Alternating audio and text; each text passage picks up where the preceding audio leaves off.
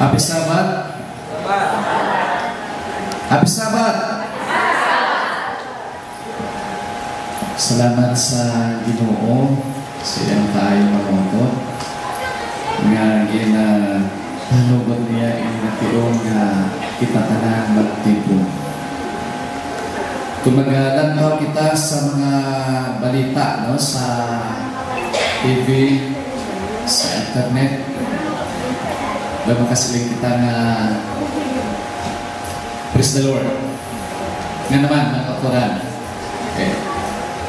Bangon nga samtang nagalantaw kita mga watod sa mga sitwasyon kahitabo karon sa kalibutan, sa mga wars, mga watod, mga nagapadayon,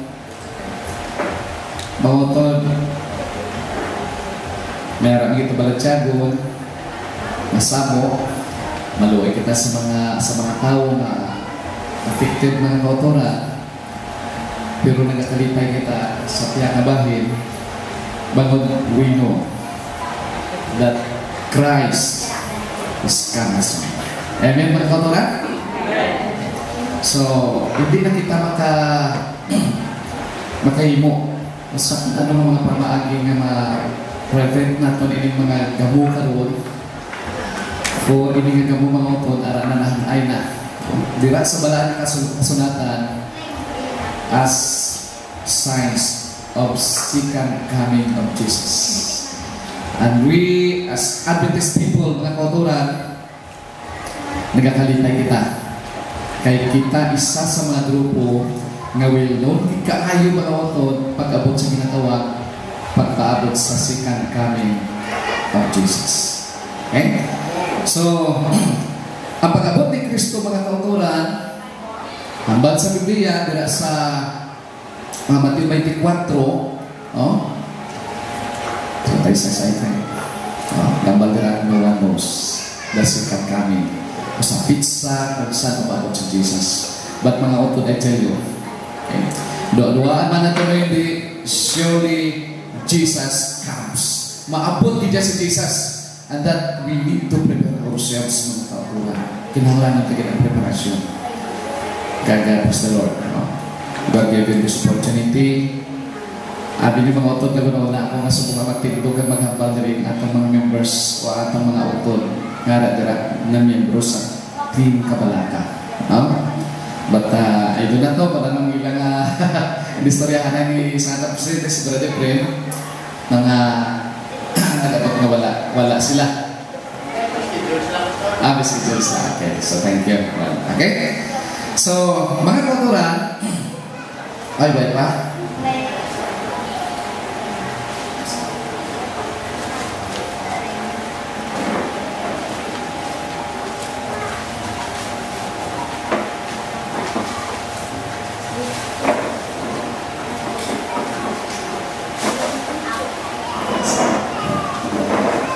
Okay, ano mabasa ninyo doon mga kapatid? The love of a family is life's greatest blessing. Okay. Kung i-obey natin biyang ang love, butangan ta sa trouble o gamo. Ano yan ang mga sotpon mga kapatid? Okay, so that is the opposite mga kapatid. Okay? When there is love mga kapatid, ina siya tanda sa matutog na bendisyon sa Diyos, mga kauturan, sa panimalay. But without the presence of love in the family, mga kauturan,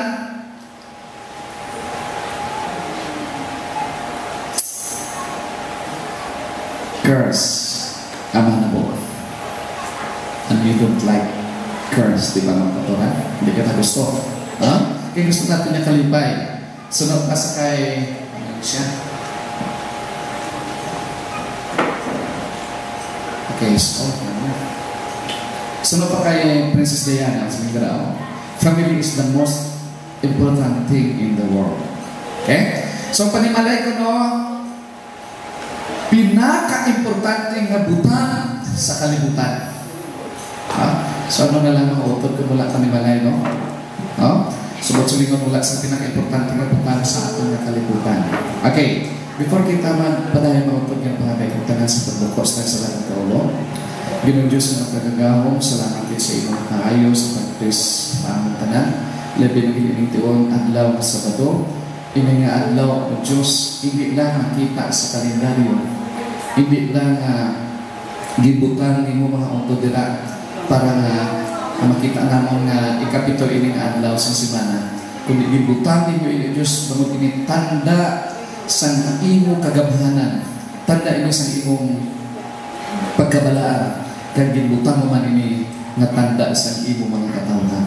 Busa Ginoo, buligi kami nga ma-feel naman karon ng presensya nga embrace naman ang kasagrado sa ning adlaw, agon amang karon worship sa ning adlaw, makapahamo o dira sa imo. Salamat Lord sa pagsabat sa pangabay, kundi kami nakahimo sang sayop sa mga una sa pulong sa buhat. Ginoo nagpatluoy kami nga patawaron nimo kami kag himuwa kami nga mga tawo nga may gahom sa paghimo sa imong kapuloan sa ngalan ni Kristo Jesus na Ginoo kag naluwas. Okay? So, mga kauturan, sinadalakayan natin ang isa sa issues sa atong panimalay.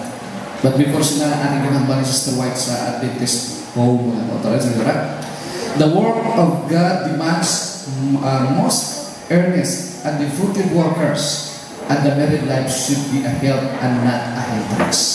Okay? So, it talks about mga utod sa kabuhi. Hindi lang sa single mga kauturan, but sa mga may pangabuhi.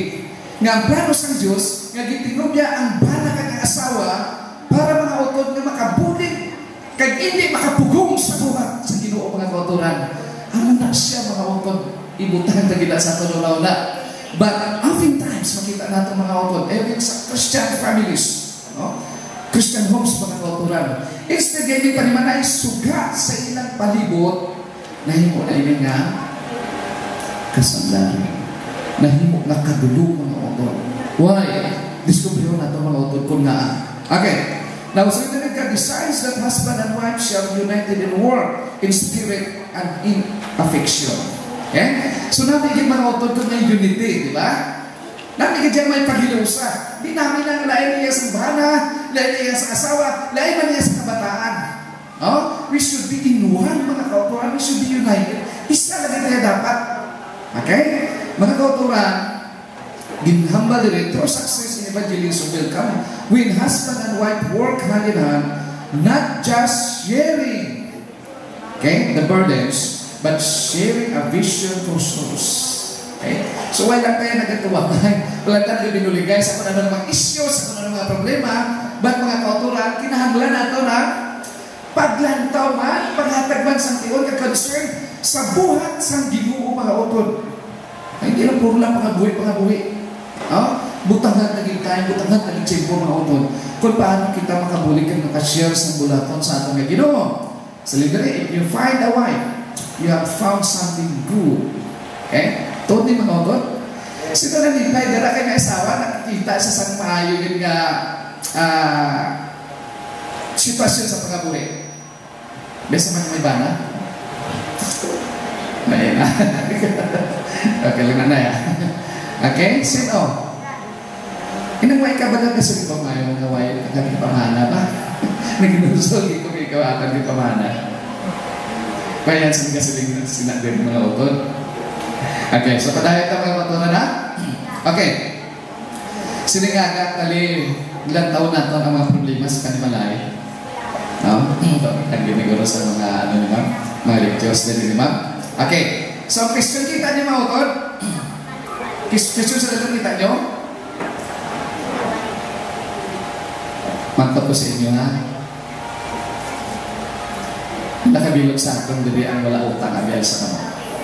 Anong may utang ba? Sino wala utang diri? Hindi lang sa kwarta ha. Okay, sino wala utang? Subok-subok na yung mga utod. Subok-subok na yung kamaturan. Wais gate sa may nag-alsa na bot silingon, tanan kita may mga utang.